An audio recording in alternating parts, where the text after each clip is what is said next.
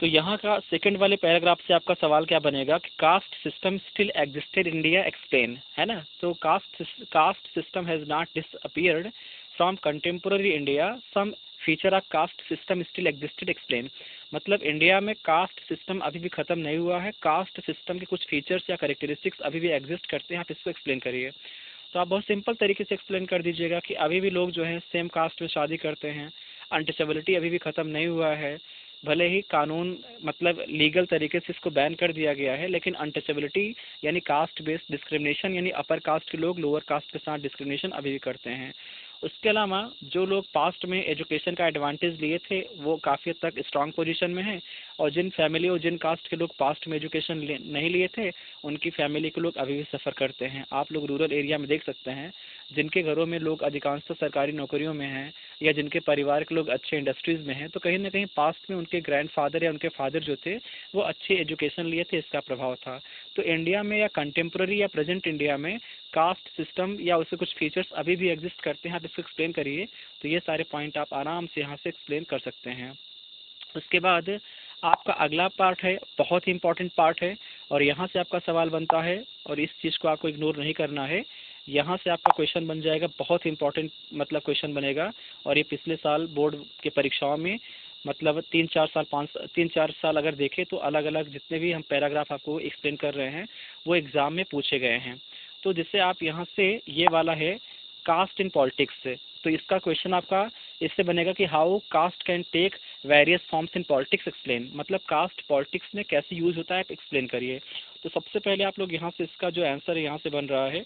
Example के लिए India में जो पॉलिटिकल पार्टी होती हैं, इलेक्शन जब चुनाव होता है, इलेक्शन के टाइम पर किसी एरिया से जब वो, जैसे मान लीजिए भदोही है, भदोही से कोई चुनाव लड़ने जा रहा है बीजेपी या कांग्रेस की तरफ से, तो पॉलिटिकल पार्टी उस आदमी को टिकट देती हैं जो आदमी, जैसे भदोही एरिया में सबसे अधिक किस कास्ट के लोग हैं, अगर भदोही एरिया में सबसे अधिक बैकवर्ड कास्ट के लोग हैं तो हो सकता है भदोही एरिया से किसी बैकवर्ड कास्ट को ही पॉलिटिकल पार्टियां टिकट दें। तो बेसिकली जो कंपोजिशन ऑफ इलेक्टोरेट है उसके बेस पे लोगों को टिकट मिलता है। उसके अलावा जब भी स्टेट लेवल पे या सेंट्रल लेवल पे गवर्नमेंट फॉर्मेशन होता है तो मतलब जो पार्टियां होती हैं वो ऐसे लोगों को मंत्री बनाती हैं जो डिफरेंट कास्ट के लोग होते हैं।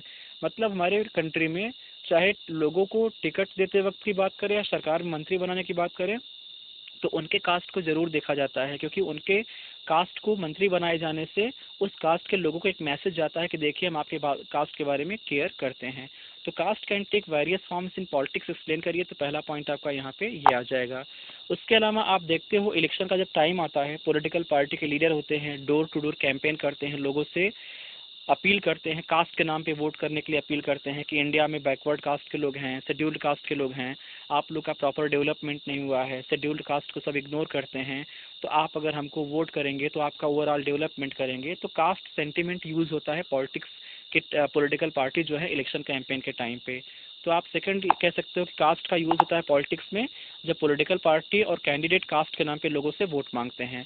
और तीसरा ये है कि हमारे कंट्री में कास्ट का यूज़ होता है पॉलिटिक्स में कैसे, एग्जाम्पल के लिए इंडिपेंडेंस से पहले राइट टू वोट या यूनिवर्सल एडल्ट फ्रेंचाइज, यानी राइट टू वोट जो एडल्ट लोग थे इंडिया में सबको नहीं था, केवल जिनके पास प्रॉपर्टी था या कुछ एक्सक्लूसिव या कुछ खास लोगों को राइट टू वोट था।